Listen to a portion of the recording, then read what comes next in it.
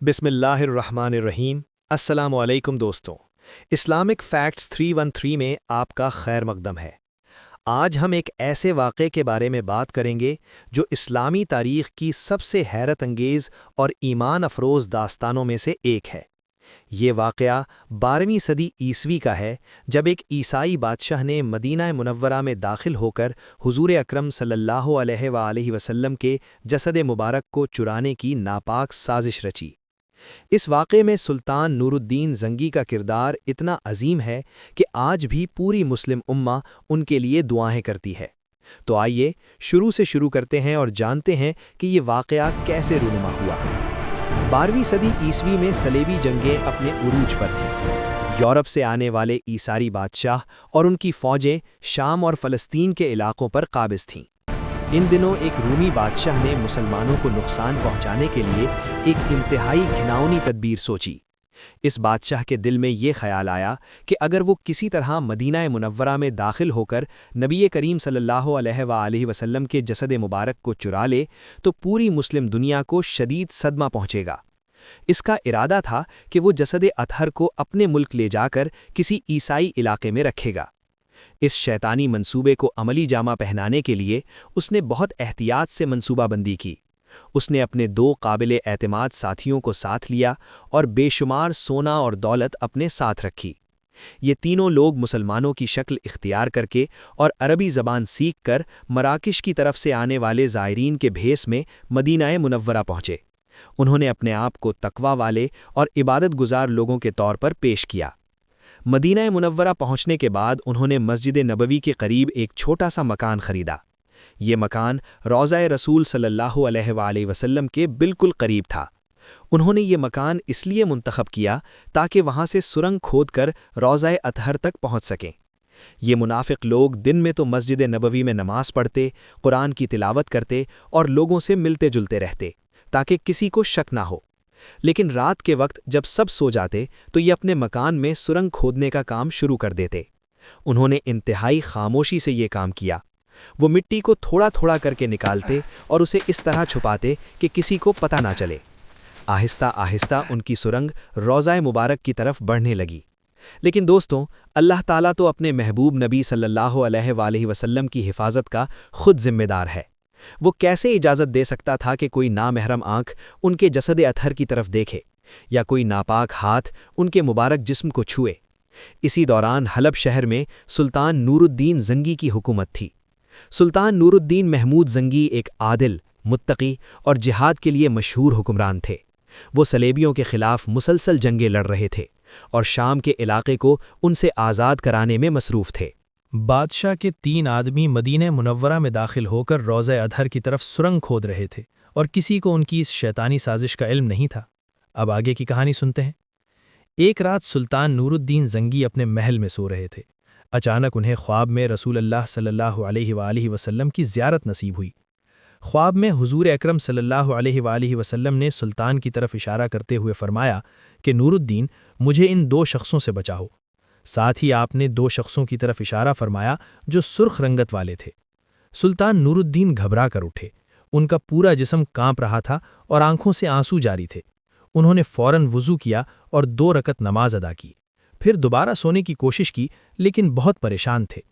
جب دوبارہ سوئے تو پھر وہی خواب نظر آیا۔ حضور صلی اللہ علیہ وآلہ وسلم نے اسی طرح فرمایا کہ نور الدین، مجھے ان 2 لوگوں سے بچاؤ۔ اب کی بار سلطان کی آنکھ بالکل نہیں لگی۔ وہ سمجھ گئے کہ یہ کوئی معمولی خواب نہیں بلکہ حقیقت ہے۔ فجر کی نماز کے فوراً بعد سلطان نور الدین نے اپنے وزیر جمال الدین موصلی کو بلایا۔ انہوں نے اپنا خواب سنایا اور کہا کہ فوراً سفر کی تیاریاں شروع کر دو، ہم ابھی مدینہ منورہ جا رہے ہیں۔ وزیر نے کہا کہ سلطان، کیا ہم پوری فوج کے ساتھ چلیں؟ سلطان نے کہا نہیں، صرف چند قابل اعتماد سپاہیوں کے ساتھ چلیں گے، کسی کو پتہ نہیں چلنا چاہیے کہ ہم کہاں جا رہے ہیں۔ سلطان نور الدین نے کچھ بہترین گھڑ سواروں کو منتخب کیا اور انتہائی تیز رفتاری سے سفر شروع کیا۔ وہ راستے میں کہیں نہیں رکے، صرف گھوڑوں کو پانی پلانے اور تھوڑا آرام کرنے کے لیے رکتے اور پھر آگے بڑھ جاتے۔ حلب سے مدینہ منورہ کا فاصلہ تقریباً 1000 میل سے زیادہ ہے۔ عام حالات میں یہ سفر کئی ہفتے لگتے، لیکن سلطان نور الدین نے یہ سفر صرف 16 دن میں طے کر لیا۔ جب سلطان مدینہ منورہ پہنچے تو سب سے پہلے مسجد نبوی گئے اور روضہ مبارک پر حاضری دی۔ انہوں نے بہت گریہ ازاری کی اور دعا کی کہ یا رسول اللہ، میں آپ کے حکم پر حاضر ہوا ہوں، اللہ تعالیٰ مجھے رہنمائی فرمائے۔ پھر سلطان نے مدینہ منورہ کے والی کو بلوایا اور کہا کہ شہر کے تمام باشندوں کو میرے سامنے پیش کیا جائے۔ والی نے تعجب سے پوچھا کہ سلطان، یہ کیوں ضروری ہے؟ سلطان نے کہا کہ میرے حکم کی تعمیل کرو، بعد میں سب کچھ واضح ہو جائے گا۔ اگلے دن شہر کے تمام لوگوں کو ایک میدان میں جمع کیا گیا۔ سلطان نور الدین ایک ایک شخص کو غور سے دیکھ رہے تھے۔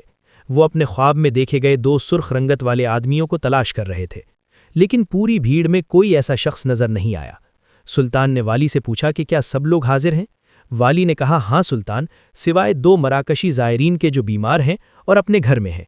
سلطان نے فوراً کہا کہ انہیں بھی فوری طور پر میرے سامنے پیش کیا جائے، چاہے انہیں پالکی میں ہی کیوں نہ لانا پڑے۔ جب وہ دونوں افراد لائے گئے تو سلطان نور الدین کی آنکھیں کھل گئیں۔ یہ وہی 2 سرخ رنگت والے لوگ تھے جنہیں انہوں نے خواب میں دیکھا تھا۔ ان کے ساتھ تیسرا شخص بھی تھا جو ان کا ساتھی تھا۔ سلطان نے فوراً حکم دیا کہ ان تینوں کو گرفتار کر لیا جائے اور ان کے مکان کی تلاشی لی جائے۔ جب سپاہی ان کے مکان پر پہنچے تو ان کی آنکھیں حیرت سے پھٹی کی پھٹی رہ گئیں۔ مکان کے اندر ایک بہت بڑی سرنگ کھودی گئی تھی جو روزہ اطہر کے بالکل قریب تک پہنچ چکی تھی۔ اگر 1-2 دن اور گزر جاتے تو یہ منافق اپنے ناپاک ارادے میں کامیاب ہو جاتے۔ سرنگ میں سے کھدائی کے آلات، بے شمار سونا اور دولت برآمد ہوئی، ساتھ ہی ایسے نقشے بھی ملے جن سے ان کے پورے منصوبے کا پتہ چلتا تھا۔ جب ان تینوں مجرموں سے پوچھ گچھ کی گئی تو انہوں نے اپنا جرم قبول کر لیا۔ انہوں نے بتایا کہ ہم رومی بادشاہ کے بھیجے ہوئے ہیں اور ہمارا مقصد نبی کریم صلی اللہ علیہ وآلہ وسلم کے جسد مبارک کو چرانا تھا۔ یہ خبر سن کر پورے مدینہ منورہ میں ہنگامہ برپا ہو گیا۔ لوگ حیران تھے کہ کیسے یہ منافق اتنے عرصے تک یہاں رہے اور کسی کو شک تک نہیں ہوا۔ سب سلطان نور الدین کے لیے دعائیں کرنے لگے کہ اللہ تعالیٰ نے انہیں اس عظیم کام کے لیے منتخب فرمایا۔ سلطان نور الدین نے ان مجرموں کو سخت سزا دی۔ پہلے انہیں کوڑے لگوائے گئے، پھر قتل کر دیا گیا۔ ان کی لاشیں دور صحرا میں پھینک دی گئیں تاکہ کسی اور کو ایسی حرکت کی جرأت نہ ہو۔ سلطان نور الدین نے وہ مکان بھی گرا دیا اور وہ سرنگ بھی بند کروا دی، لیکن انہیں فکر تھی کہ مستقبل میں کوئی اور بھی ایسی کوشش کر سکتا ہے۔ اسی لیے سلطان نے ایک انتہائی محفوظ اور مضبوط انتظام کیا۔ انہوں نے روزہ مبارک کے چاروں طرف ایک گہری خندق کھدوائی اور اس میں پگھلی ہوئی سیسا ڈلوا دیا۔ یہ سیسے کی دیوار اتنی مضبوط تھی کہ کوئی بھی اس میں سے سرنگ نہیں کھود سکتا تھا۔ اس طرح روزہ اطہر کو مستقبل طور پر محفوظ کر دیا گیا۔ سلطان نور الدین نے مدینہ منورہ کے حفاظتی انتظامات بھی مزید سخت کروائے۔ انہوں نے زیادہ محافظ مقرر کیے اور ہدایت دی کہ آنے والے تمام زائرین کی مکمل تحقیق کی جائے۔ سلطان نور الدین کئی دن مدینہ منورہ میں رہے۔ وہ روز روزہ مبارک پر حاضری دیتے اور طویل دعائیں کرتے۔ انہوں نے غریبوں اور مسکینوں میں بہت سا صدقہ بھی تقسیم کیا۔ جب سلطان واپس حلب جانے لگے تو پورا مدینہ منورہ انہیں الوداع کہنے آیا۔ لوگ ان کے لیے دعائیں کر رہے تھے اور ان کے احسان کو یاد کر رہے تھے۔ سلطان نور الدین زنگی کی یہ خدمت اتنی عظیم ہے کہ قیامت تک مسلمان انہیں یاد رکھیں گے۔ انہوں نے اپنی سلطنت، اپنی جنگیں، سب کچھ چھوڑ کر صرف ایک خواب کی بنیاد پر 1000 میل کا سفر کیا۔ یہ ان کی محبت رسول صلی اللہ علیہ وآلہ وسلم کا ثبوت تھا۔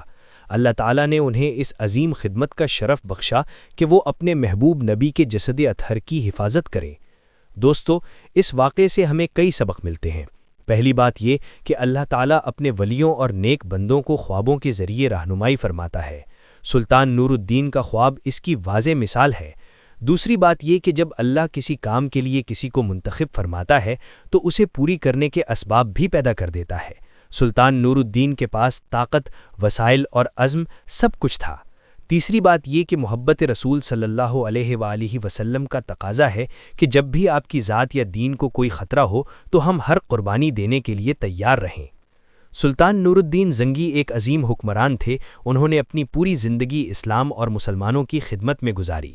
انہوں نے صلیبیوں کے خلاف کئی جنگیں جیتیں اور شام کے بڑے علاقے آزاد کروائے، لیکن ان کی سب سے بڑی خدمت یہی تھی کہ انہوں نے حضور صلی اللہ علیہ وآلہ وسلم کے روضہ اطہر کو محفوظ کیا۔ اس کام کے صلے میں اللہ تعالیٰ نے انہیں دنیا اور آخرت دونوں میں عزت عطا فرمائی۔ آج بھی جب کوئی مسلمان مدینہ منورہ جاتا ہے اور روضہ اطہر کی زیارت کرتا ہے تو وہ سلطان نور الدین کے لیے دعا ضرور کرتا ہے۔ یہ ان کی خدمت کا اجر ہے جو صدیوں سے جاری ہے۔ دوستو، یہ واقعہ ہمیں یہ بھی سکھاتا ہے کہ دشمنان اسلام ہمیشہ سے مسلمانوں کو نقصان پہنچانے کی کوششیں کرتے رہے ہیں، چاہے وہ صلیبی جنگوں کا دور ہو یا آج کا دور، دشمن کی سازشیں جاری رہتی ہیں۔ لیکن اللہ تعالیٰ ہمیشہ اپنے دین اور اپنے نبی کی حفاظت فرماتا ہے۔ جب بھی کوئی خطرہ آتا ہے تو اللہ کسی نہ کسی بندے کو کھڑا کر دیتا ہے جو اس خطرے کو ٹال دیتا ہے۔ ہمیں بھی چاہیے کہ ہم اپنے ایمان کو مضبوط رکھیں اور دین کی حفاظت کے لیے ہمیشہ تیار رہیں۔ ہو سکتا ہے اللہ تعالیٰ کسی وقت ہمیں بھی کسی عظیم خدمت کا موقع عطا فرمائے۔ سلطان نور الدین زنگی نے اپنی زندگی میں بہت سے عظیم کام کیے۔ انہوں نے عدل و انصاف قائم کیا، غریبوں کی مدد کی، مساجد اور مدرسے تعمیر کروائے، لیکن تاریخ انہیں سب سے زیادہ اسی واقعے کی وجہ سے یاد رکھتی ہے۔ یہ ان کا سب سے بڑا اعزاز ہے کہ انہیں حضور صلی اللہ علیہ وآلہ وسلم کے روضہ مبارک کی حفاظت کا شرف ملا۔ دوستو، آج بھی مدینہ منورہ میں روضہ اطہر کے گرد وہ سیسے کی دیواریں موجود ہیں جو سلطان نور الدین نے بنوائی تھیں۔ یہ دیواریں آج بھی حفاظت کا کام کر رہی ہیں اور سلطان کی خدمت کی یاد دلاتی ہیں۔ ہمیں اللہ تعالیٰ سے دعا کرنی چاہیے کہ وہ ہمیں بھی دین اور رسول صلی اللہ علیہ وآلہ وسلم کی محبت عطا فرمائے۔ اللہ تعالیٰ ہمیں بھی کسی نہ کسی طریقے سے دین کی خدمت کا موقع عطا فرمائے۔ سلطان نور الدین زنگی کی روح کو اللہ تعالیٰ جنت الفردوس میں اعلیٰ مقام عطا فرمائے، آمین۔ تو دوستو، یہ تھا وہ عظیم واقعہ جس نے اسلامی تاریخ میں ایک اہم مقام بنایا۔ امید ہے آپ کو یہ چاروں حصے پسند آئے ہوں گے۔ اگر آپ کو یہ ویڈیو سیریز پسند آئی ہو تو لائک کریں اور چینل کو سبسکرائب کر لیں تاکہ ایسی مزید معلوماتی ویڈیوز آپ تک پہنچتی رہیں۔ اللہ حافظ۔